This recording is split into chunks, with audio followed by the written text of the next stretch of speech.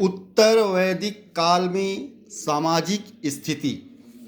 उत्तर वैदिक काल में सामाजिक व्यवस्था का आधार वर्णाश्रम व्यवस्था थी।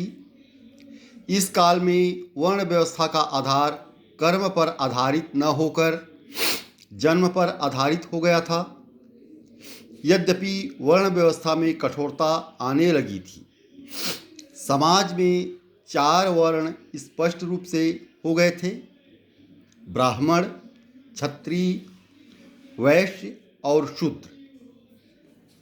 ब्राह्मण के लिए एहि अर्थात आइए, क्षत्रिय के लिए आगच्छ अर्थात आओ, वैश्य के लिए आद्रव अर्थात जल्दी आओ तथा शूद्र के लिए आधव अर्थात दौड़ कर आओ शब्द प्रयुक्त होते थे।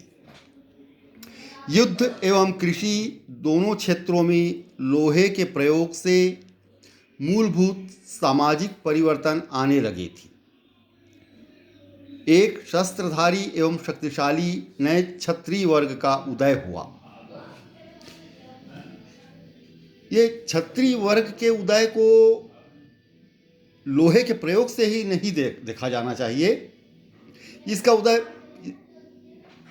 पहले ही हो चुका था। हाँ, लोहे के प्रयोग से युद्ध, अस्त्र शस्त्र तथा कृषि कार्य, वनों की कटाई का कार्य ये सुगम होने लगे थे।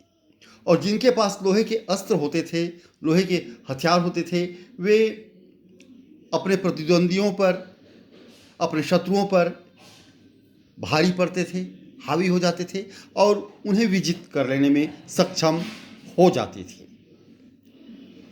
ब्राह्मण, क्षत्रिय तथा वैश्य, इन तीनों को द्विज कहा जाता था। द्विज अर्थात जिनका जन्म 2 बार हो। ये उपनयन संस्कार के अधिकारी थे। चौथा वर्ण शूद्र उपनयन संस्कार का अधिकारी नहीं था और यहीं से शूद्रों को अपात्र या आधारहीन मानने की प्रक्रिया शुरू हो गई। यज्ञ का अनुष्ठान बढ़ जाने के कारण ब्राह्मणों की शक्ति में अपार वृद्धि हुई। ब्राह्मण लोग अपने यजमानों के लिए तथा अपने धार्मिक अनुष्ठान के लिए यज्ञ करते थे।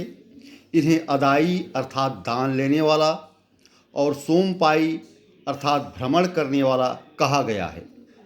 ये युद्ध में देवाराधना करते थे, फलस्वरूप अभयदान प्राप्त करते थे। ऐत्रेय ब्राह्मण में चारों वर्णों के कर्तव्यों का वर्णन मिलता है। इस काल में केवल वैश्य ही कर चुकाते थे। ब्राह्मण एवं क्षत्रिय दोनों वैश्यों से वसूले जाने वाले राजस्व पर जीते थे। शूद्र का कार्य अन्य वर्गों की सेवा करना था। समाज में रथकार का स्थान ऊंचा था, जिसका उपनयन संस्कार किया जाता था। परिवार में पिता के अधिकारों में वृद्धि हुई। पिता अपने पुत्र को उत्तराधिकार से वंचित कर सकता था। राज परिवार में ज्येष्ठाधिकार का प्रचलन प्रबल हो गया। संयुक्त परिवार की संकल्पना प्रबल हो गई। 3 या 4 पीढ़ियां एक साथ रहने लगीं। अतरंजी खेड़ा और अहिछत्र से मिले सामूहिक चूल्हों की कतार से विशाल परिवार एवं सामूहिक भोज का पता चलता है। ऋग्वैदिक काल की अपेक्षा उत्तर वैदिक काल में स्त्रियों की दशा में गिरावट आई। इनका उपनयन संस्कार भी बंद कर दिया गया। पैतृक संपत्ति में भी इनका अधिकार समाप्त कर दिया गया। ऐत्रेय ब्राह्मण में पुत्री को सभी दुखों का स्रोत तथा पुत्र को परिवार का रक्षक बताया गया है। ऐत्रेय ब्राह्मण में पुत्री को कृपण भी कहा गया है। उत्तर वैदिक काल में गोत्र प्रथा स्थापित हुई।